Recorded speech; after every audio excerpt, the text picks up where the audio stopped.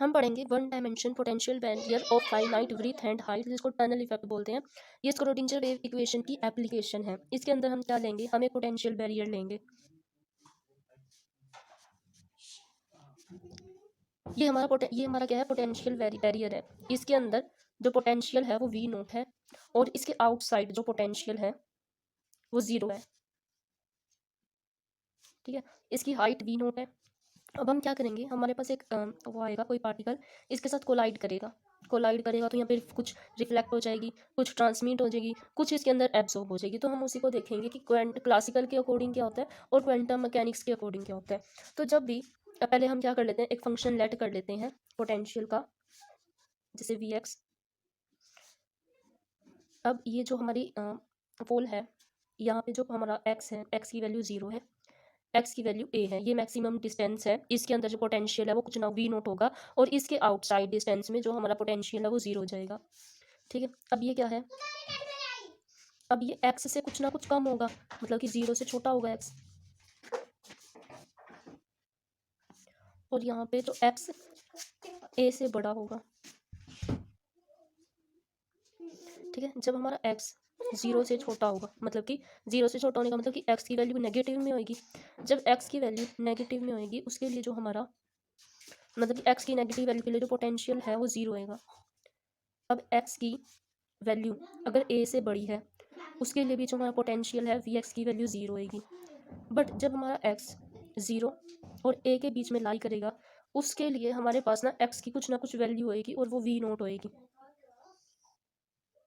ठीक है, अब हम क्या करेंगे, पोटेंशियल बैरियर जो ये जीरो से एक्स ए वाला रीजन है, इसके अंदर बात करेंगे हम। ठीक है, क्लासिकल मैकेनिक्स क्या कहती है, क्लासिकल मैकेनिक्स के अकॉर्डिंग जब भी कोई भी इंसिडेंट रेडिएशन आएगी, अब क्या है, मैं मान के चलती हूँ, मैं कोई ना कोई कंडीशन ले लेती हूँ कि जो पार्टिकल है, when A particle having energy, जब पार्टिकल की एनर्जी क्या होएगी, वी नोट से कम होएगी, मतलब कि पोटेंशियल से जब हमारी एनर्जी कम होएगी, उस टाइम पे क्लासिकल में क्या होएगा, क्लासिकल मैकेनिक्स उस टाइम क्या बोलती है कि पार्टिकल किस तरह से बिहेव करेगा, वो रिफ्लेक्ट करेगा, ट्रांसमिट होगा, या फिर एब्जॉर्प्शन होगी। तो अब मुझे अगर कोई भी अगर पर्सन जा रहा है, अगर उसको इस बैरियर को पार करना है, तो उसके पास इतनी एनर्जी होनी चाहिए कि वो यहाँ से जंप कर सके।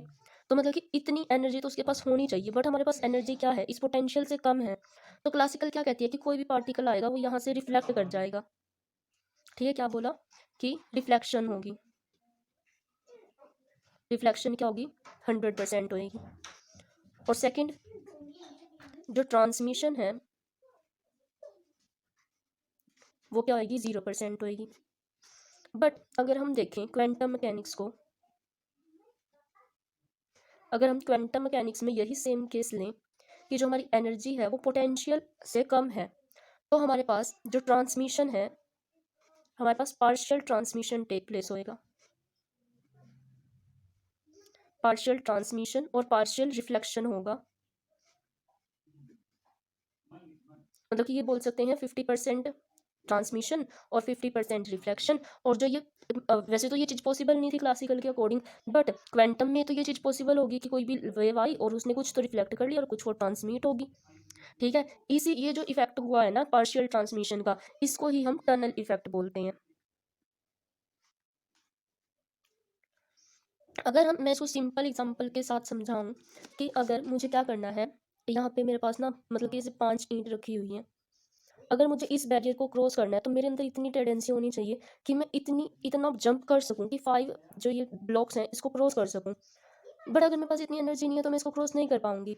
बट क्वांटम क्या कहता है, अगर किसी भी पार्टिकल के पास अगर इतनी एनर्जी नहीं है ना, तो भी वो क्या कर सकता है, इस बैरियर को क्रॉस कर सकता है। ठीक है,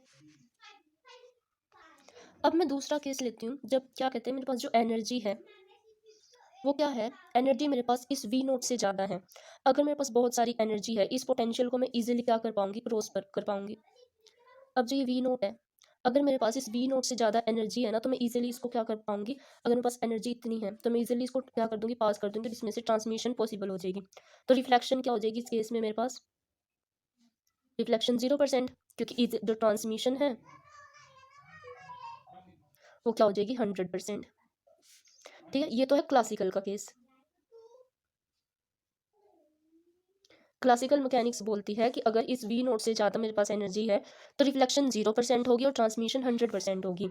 और क्वांटम मैकेनिक्स क्या बोलती है?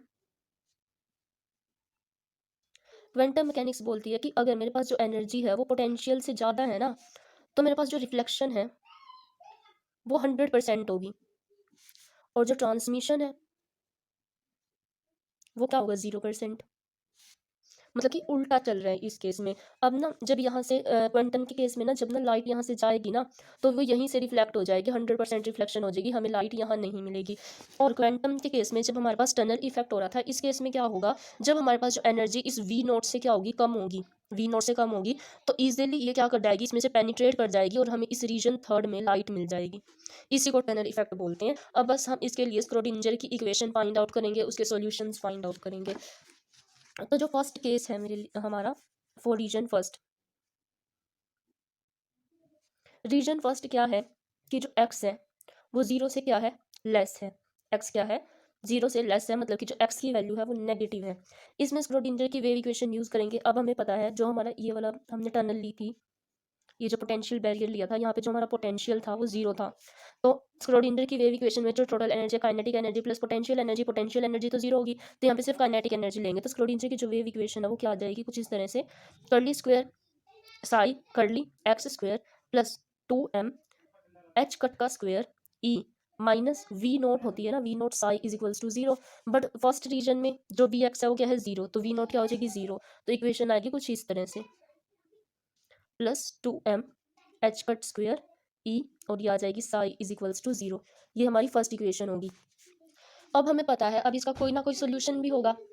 अब हमारे पास स्क्रोडिंजर की इक्वेशन आई है, तो हमें इसकी पोजीशन को, बाकी सबको डिटरमाइन करने के लिए क्या निकालना पड़ेगा, इसका सोल्यूशन फाइंड आउट करना पड़ेगा। ये एक डिफरेंशियल होमोजीनियस डिफरेंशियल इक्वेशन है जो स्क्रोडिंजर की वेव इक्वेशन है। हमने डिफरेंशियल इक्वेशन का मैथ पढ़ा था, उसमें हम एलेक्जेरी इक्वेशन वाली टर्म लिखते थे। तो हम यहाँ पे ये हमारे पास डिफरेंशियल इक्वेशन है और इसका सोल्यूशन हम एलेक्जेरी टर्म में लिखेंगे, तो यह आ जाएगा psi one is equals to, क्योंकि ये मैंने फर्स्ट लिया है जब इस रीजन के अंदर थी। तो यहाँ से साई वन आ जाएगा a exponential iota k one x plus b e iota minus iota k two x.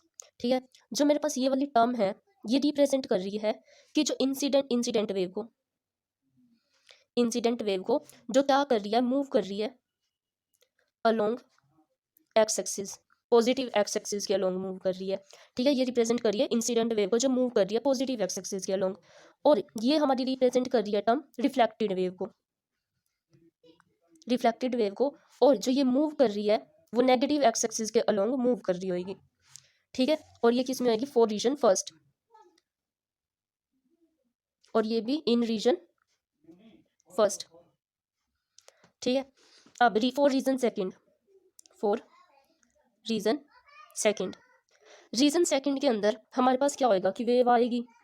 जब वेव हमारे पास, मतलब कि जब ये वाला केस होएगा तो जो हमारी वेव आएगी उसमें कुछ ना कुछ पार्शियली ट्रांसमिट हो रही थी, पार्शियली रिफ्लेक्ट हो रही थी, तो पार्शियली रिफ्लेक्शन और ट्रांसमिशन दोनों होएगा।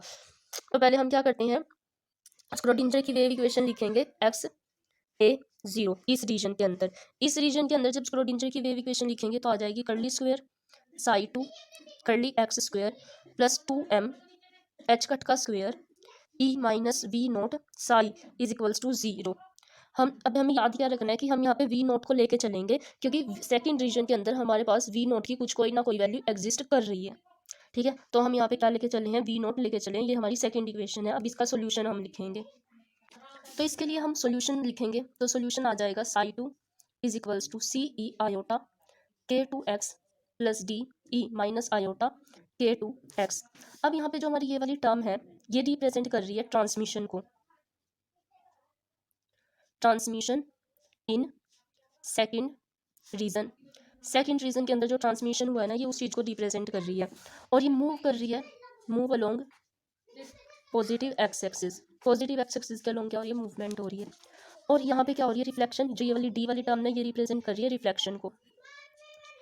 ये रिफ्लेक्शन कहाँ से हुआ है, x is equals to A के ऊपर हमारी रिफ्लेक्शन हुई है, और रिफ्लेक्शन करने के बाद जो मूवमेंट होएगी, movement along negative x axis के अलोंग होगी। ठीक है, अब हम रीजन थर्ड के लिए for region third, region third क्या था कि जो हमारी एक्स की वैल्यू थी वो ए से बड़ी थी, ए से बड़ी थी, ठीक है। एक्स की जो वैल्यू थी वो ए से बड़ी थी, क्योंकि हम ये वाला हमारा डायग्राम था पोटेंशियल बैरियर का, एक्स इज इक्वल्स टू ए, तो मतलब कि एक्स की जो वैल्यू होगी वो ए से बड़ी होगी, तो ये वाली। यहाँ पे जो हमारा वी एक्स है वो जीरो है, तो इसके लिए जो स्क्रोडिंजर की वेव इक्वेशन होगी d square psi 3 curly square x plus 2m H cut का square E psi is equals to zero. इसका हम सोल्यूशन फाइंड आउट करेंगे, जो जर्नल सोल्यूशन है वो आ जाएगा curly 3 is equals to e iota k 3x plus f e minus iota k 3x। यहाँ पे हम k1 is equals to k3 लेके चलेंगे, इसीलिए यहाँ पे ये आ जाएगा curly q psi 3 is equals to e exponential iota k1x plus f e minus iota k1x, ठीक है। अब यहाँ पे जो हमारी ये वाली टर्म है ये रिप्रेजेंट कर रही है ट्रांसमिशन को, जो ट्रांसमिशन हो रही है वो x is equals to A के ऊपर हो रही है, और जो हमारी वेव थी वो मूव कर गई है, या फिर एंटर कर गई है रीजन थर्ड के अंदर, ठीक है। और ये शो कर रही है रिफ्लेक्शन को, reflection in region third. But region third के अंदर हमारे पास किसी भी तरह का कोई बैरियर नहीं है, इनफाइनाइट स्पेस है, तो रिफ्लेक्शन होने का कोई चांस ही नहीं है, इसीलिए ये वाली टर्म हम नेग्लेक्ट करेंगे। एफ यहाँ से हमारे पास जीरो होगा, और यहाँ से हमारे पास जो कर्ली 3 है साई 3 इज इक्वल्स टू आ जाएगा ई एक्सपोनेंशियल की पावर आयोटा k1x, ठीक है। हमारे पास तीनों सोल्यूशन आ गए, हमने psi 1 psi 2 psi 3 find out कर लिया। अब यहाँ से हमारे पास A B C D E F ये क्या है, कांस्टेंट टर्म है। इन कांस्टेंट को हम बाउंड्री कंडीशन से फाइंड आउट करेंगे। अब यहाँ से जो हमारी इंसिडेंट लाइट आ रही थी जिसको हमने ए कांस्टेंट से रिप्रेजेंट किया था उसको हम 1 लेट कर लेंगे, और जो हमारी ई ट्रांसमिशन वाली थी इसको हम टी लेट कर लेंगे, तो हमारे पास जो कांस्टेंट बचेंगे वो बचेंगे बी सी डी ई और टी, 4 कांस्टेंट बचे। इन कांस्टेंट को हम बाउंड्री कंडीशन लगा के क्या करेंगे, फाइंड आउट करेंगे, ठीक है। जब हम ये बाउंड्री कंडीशन पे अप्लाई करेंगे तो जो हमारी साई की वैल्यूज हैं वो कुछ इस तरह से होगी, psi 1 is equals to e iota k1x plus b e minus iota k1x, psi 2 is equals to c iota k2x plus D e minus iota k2x, और साई 3 आ जाएगा हमारे पास टी ई आयोटा k3x, या फिर इसको k1x भी बोल सकते हैं। अब हम यहाँ पे बाउंड्री कंडीशन लगाएंगे। जो हमारी फर्स्ट बाउंड्री कंडीशन है, boundary condition, first boundary condition क्या है कि जो फंक्शन है वो क्या होगा, कॉन्टिन्यूस होगा। फंक्शन क्या होगा, कॉन्टिन्यूस होगा, क्या होगा, कॉन्टिन्यूस होगा, और कॉन्टिन्यूस कहाँ होगा, एट बाउंड्री। अब यहाँ पे बाउंड्री क्या थी, x is equals to 0 and x is equals to A. अब ये हमारा क्या है, पोटेंशियल बैरियर है, x इज इक्वल्स टू 0 और x is equals to A के ऊपर हम बाउंड्री कंडीशन लगाएंगे और फंक्शन को कॉन्टिन्यूस प्रूव करेंगे। फर्स्ट बाउंड्री कंडीशन की जो हमारा साई 1 है वो इक्वल हो जाएगा साई 2 के, और यहाँ पे जो x है वो किसके इक्वल हो जाएगा, 0 के। साई 2 इक्वल होगा साई 3 के at x is equals to 0। Psi 1 x की वैल्यू 0 एक्सपोनेंशियल की पावर 0 1, b एक्सपोनेंशियल की पावर 0, ये क्या हो जाएगा 1, ये क्या हो जाएगा 1, और ये आ जाएगी 1 plus b is equals to exponential की पावर 0, c 1 हो जाएगी और ये भी 1, तो c प्लस डी। अब हमें याद क्या रखना है कि जो b को हम r भी तो लिख सकते हैं, क्योंकि सेकंड रीजन के अंदर जो रिफ्लेक्शन हो रही थी उसको ही डिनोट कर रहा है, तो c प्लस डी, ये हमारे पास इक्वेशन आ गई। जब हम कर्ली 2 और कर्ली 3 को करेंगे at x is equals to A, ठीक है, ए बाउंड्री कंडीशन के ऊपर, जब साई 2 में ए पुट करेंगे तो ये आ जाएगा C e iota k2 A plus D e minus iota k2 A, और ये हमारी इक्वल हो जाएगी टी ई आयोटा k1 ए। इसको लेट कर लेते हैं सेकंड इक्वेशन, इसको लेट कर लेते हैं थर्ड इक्वेशन। ये हमारी है बाउंड्री कंडीशन फर्स्ट से। जो सेकंड बाउंड्री कंडीशन है वो क्या है कि जो साई 1 साई 2 साई 3 का जो डेरिवेटिव है, मतलब कि फर्स्ट जो डेरिवेटिव है वो भी क्या होना चाहिए, कॉन्टिन्यूस होना चाहिए उसके एट बाउंड्री के ऊपर। तो curly psi 1 upon curly psi x is equals to curly psi 1 to curly x, और ये at x is equals to 0 और ये करली साई 2 करली एक्स इज इक्वल्स टू करली psi 3 curly x at x is equals to A. ठीक है, अब जब यहाँ पे लगाएंगे जो फर्स्ट वाली इक्वेशन है इसका पहले क्या करेंगे, डेरिवेटिव करेंगे। डेरिवेटिव करेंगे तो हमारे पास क्या आएगा, curly psi 1 x is equals to e iota k 1 x iota k 1 plus इसको आर लेके चलेंगे, R E minus iota k 1 x minus iota k 1। ठीक है, अब करली साई 2 अपॉन करली एक्स इज इक्वल्स टू ये आ जाएगा C e iota k 2 x iota k 2 plus D e minus iota k 2 x minus iota k 2। अब x के प्लेस पे 0 पुट करेंगे, जब 0 पुट करेंगे इक्वेट करेंगे इक्वेशंस को तो ये आ जाएगी आयोटा के 1, ये करेंगे तो 1 हो जाएगी, प्लस इसका करेंगे r minus iota k 1 is equals to, इसमें जब 0 पुट करेंगे क्योंकि मैं इस इक्वेशन को सेटिस्फाई करवा रही हूँ तो यहाँ पे जब 0 पुट करेंगे तो ये आ जाएगा c आयोटा के 2 और ये आ जाएगा माइनस d आयोटा के 2। यहाँ से जब आयोटा के 1 कॉमन लेंगे तो 1 minus r is equals to, यहाँ से आयोटा के 2 कॉमन लेंगे तो c माइनस d। ठीक है, इसको मैं फोर्थ इक्वेशन लेट कर लेती हूँ। अब मैं इस कंडीशन को सेटिस्फाई कराऊंगी जहाँ पे मैं x को a पुट करूंगी, x is equals to a। जब मैं x is equals to a put करूंगी तो यहाँ से मेरे पास आ जाएगा iota k 2 c E iota k 2 a minus d e minus iota k 2 a is equals to iota k 1 t E iota k 1 a। इसको मैं फिफ्थ इक्वेशन का नाम दूंगी। जो फर्स्ट बाउंड्री कंडीशन जब मैंने अप्लाई की थी तो मैंने इसको सेकंड और थर्ड नाम दिया था, जब मैंने सेकंड बाउंड्री कंडीशन को अप्लाई किया तो फोर्थ और फिफ्थ इक्वेशन का नाम दिया। ठीक है, अब यहाँ से मैं क्या करूँगी कि जो मेरी फर्स्ट इक्वेशन आई थी c plus d is equals to c plus d. अब हमें इक्वेशंस को यूज़ कैसे करना है, अब मेरे को क्या लेना है कि जो x इज इक्वल्स टू 0 वाली जो इक्वेशंस थी, जो x इज इक्वल्स टू 0 वाली से रिजल्ट आया था मैं उसको यहाँ लिखूंगी, x is equals to a करने से बाउंड्री कंडीशन लगाने पे जो रिजल्ट आया था उसको यहाँ लिखूंगी। तो वो ये था, जब x इज इक्वल्स टू 0 किया था तो रिजल्ट आया था 1 plus r is equals to c plus d, और सेकेंड रिजल्ट आया था iota k 1 minus are is equals to iota k 2 c minus D. ये आया था रिजल्ट जब x इज इक्वल्स टू 0 पे बाउंड्री कंडीशन अप्लाई की थी। x is equals to a पे जो बाउंड्री कंडीशन अप्लाई की उसको करने से जो रिजल्ट आया था वो ये था c E iota k 2 a minus d plus D e iota k 2 a is equals to t ई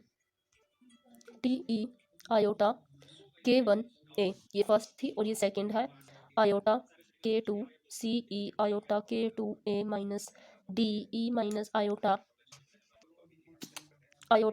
के 2 a is equals to iota k 1 T e iota k 1 a। ये दो इक्वेशंस आ गई। अब इनको सॉल्व करके हम 2c और d की वैल्यू फाइंड आउट करेंगे। इसको अगर रीअरेंज करके लिखूँ तो ये कुछ इस तरह से आएगी, के 1 के 2 1 minus are is equals to iota से iota cancel out c minus D, c plus D किसके इक्वल आ जाएगा 1 प्लस आर के इक्वल आएगा। ठीक है, यहाँ से अगर इस दोनों को मैं क्या करूँ ऐड करूँ, ऐड अबव इक्वेशन, तो यहाँ से क्या आ जाएगा 2c की वैल्यू आएगी, 2c डी से डी कैंसिल आउट हो जाएगा तो यहाँ से आ जाएगी 1 प्लस आर प्लस के 1 के 2 1 माइनस आर। ठीक है, ये आएगी। अब हम क्या करेंगे, जो के वाली टर्म आर वाली टर्म्स को अलग लिखेंगे और जो सिंपल टर्म्स बचेंगे उसको अलग लिखेंगे। c is equals to 1 plus r plus k 1 के 2 माइनस आर के 1 के 2। आर वाली टर्म को अगर मैं यहाँ से कॉमन लेके लिखूँ तो यह आ जाएगा 1 माइनस के 1 के 2, और इन दोनों को अलग लिखूँ तो 1 प्लस के 1 के 2 और यह आ जाएगा प्लस और यह आ जाएगा 2c इज इक्वल्स टू, ये इक्वेशन आ जाएगी हमारे पास। और अगर मैं इन दोनों को ऐड करके d निकालूँ, अगर मैं दोनों को क्या कर दूँ सब्ट्रैक्ट कर दूँ इस इक्वेशन को, तो d आ जाएगा 2d is equals to 2d। कैसे आएगा, इसको सब्ट्रैक्ट करना है तो मतलब कि 1 प्लस आर तो एज इट इज आएगा, तो ये आ जाएगा 1 प्लस आर माइनस के 1 बाई के 2 1 माइनस आर, ये आ जाएगी ये वाली टर्म हमारे पास। यहाँ से भी क्या करूँगी, आर वाली जो टर्म्स होगी उसको अलग निकालूंगी और बाकी जो टर्म बचेगी उसको अलग, तो ये आ जाएगा 2d is equals to 1 minus K1 K2, और यहाँ से आ जाएगा R 1 plus 1 minus K1 by K2। तो यहाँ से 2D की वैल्यू इस तरह से आ जाएगी और 2C आ जाएगा। ये हमने उस बाउंड्री इक्वेशन से निकाला है जब हमने x इज इक्वल्स टू को 0 पुट किया था। जैसे मैंने यहाँ से 2C और 2D फाइंड आउट किया, वैसे यहाँ से भी मैं 2C और 2D फाइंड आउट करूँगी। ठीक है, अब इसको फाइंड आउट करने के लिए ये वाली इक्वेशन तो है, इसको थोड़ा सा रीअरेंज करके लिखने की जरूरत है। तो ये आ जाएगा C E iota K1 2A minus D E minus iota K2A is equals to, ये आ जाएगा K1 बाई K2 और ये आ जाएगा T E आयोटा K1A। ठीक है, ऐड करेंगे, ऐड अब इक्वेशन जब ऐड करेंगे तो ये आ जाएगा 2C E iota K2A, D से D कैंसिल आउट हो जाएगा, यहाँ से करेंगे ये आ जाएगा K1 K2 प्लस 1 और T E आयोटा K1A, ये आ गया 2C।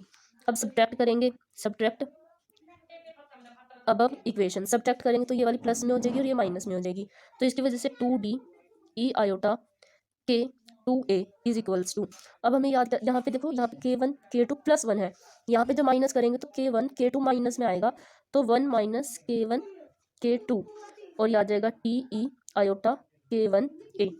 ठीक है, दोनों बाउंड्री कंडीशन से x इज इक्वल्स टू 0 से दो टर्म मिली थी, उनसे हमने 2C 2D की वैल्यू फाइंड आउट की। x is equals to a boundary condition लगवाने से CD से दो इक्वेशन मिली थी, उनको ऐड और सब्ट्रैक्ट करके हमें दो इक्वेशन मिल गई 2C और 2D की। देखो हमारे पास अब दो 2C की वैल्यू है और 2 वैल्यू ही हमारे पास 2D की है। देखो एक तो हमारे पास 2C की ये वाली वैल्यू है, 2D की ये वाली वैल्यू है, 2C की ये वैल्यू है और 2D की ये वैल्यू है। 2C की जो ये वाली वैल्यू है उसको मैं यहाँ पुट कर रही हूँ, 2D की जो ये वैल्यू है उसको यहाँ पुट करके चार इक्वेशन से दो इक्वेशंस बना रही हूँ, बस ये वाला काम कर रही हूँ। जब मैं ये वाली वैल्यूज पुट करूँगी तो मेरे पास क्या आएगा, 2C की जो वैल्यू पुट करूँगी 1 plus K1 K2 plus R 1 minus K1 K2, ये तो 2C की वैल्यू मैंने पुट की। और इसकी जो आगे वाली इक्वेशन है 2C की वैल्यू पुट करने के बाद मेरे पास E आयोटा K2A है, E आयोटा K2A। ठीक है, उसके बाद जो आगे वाली इक्वेशन है वो है 1 प्लस K1 K2 और ये आ जाएगा T E आयोटा K1A, ये आ गई। अब 2D की वैल्यू पुट करूंगी तो मेरे पास आ जाएगी। अब हम क्या करेंगे, जो मेरे पास ये दो इक्वेशन आ गई 2C और 2D की वैल्यू पुट करने के बाद यहाँ से मैं क्या करूँगी, दोनों की क्रॉस मल्टीप्लाई कर दूंगी। क्रॉस मल्टीप्लाई करूँ पहले तो इन दोनों को डिवाइड कर लो, दो टर्म कट रही है ना, वो हम क्या करेंगे काट देंगे। काटने के बाद यहाँ से क्या आएगा, जो ये वाली टर्म से कैंसिल आउट हो जाएगी और हमारे पास सिर्फ ये दो टर्म बचेगी। ये दोनों टर्म जब एक दूसरे से कट जाएगी तो हम क्या करेंगे, क्रॉस मल्टीप्लाई करेंगे। क्रॉस मल्टीप्लाई करने के बाद मेरे पास जो रिजल्ट आएगा वो आएगा 1 माइनस K1 का स्क्वायर K2 का स्क्वायर प्लस R, ये आ जाएगा 1 माइनस K1 बाई K2 का होल स्क्वायर, और जो ये वाली टर्म है ये आ जाएगी E iota K2A is equals to, और जब इस इक्वेशन की करूँगी तो ये आ जाएगा 1 माइनस K1 का स्क्वायर और K2 का स्क्वायर प्लस R के, ये आ जाएगा K1 K2 का होल स्क्वायर, और इसके साथ आयोटा की जो ये टर्म है माइनस में है, ये प्लस में है, और ये E आयोटा E की पावर माइनस आयोटा K2A है। ठीक है, ये दो हमारे पास टर्म आ गई। अब हम यहाँ पे एक नया फैक्टर लेके आएंगे जो K1 K2 है, K1 बाई K2 का रेशो है, इसको हम पुट कर देंगे 1 बाई म्यू। 1 बाई म्यू, हमें पता है जो म्यू है वो क्या होता है, रिफ्लेक्टिव इंडेक्स होता है, रिफ्लेक्टिव इंडेक्स, मतलब कि जो म्यू की वैल्यू है वो हम रखेंगे K2 बाई K1। ठीक है, मतलब K2 पे हमें 1 बाई म्यू पुट करना है, पुट करेंगे 1 माइनस 1 बाई म्यू का square plus R 1 minus 1 by mu का होल स्क्वायर, और ये आ जाएगा E iota K2A is equals to, ये आ जाएगा 1 माइनस 1 बाई म्यू का होल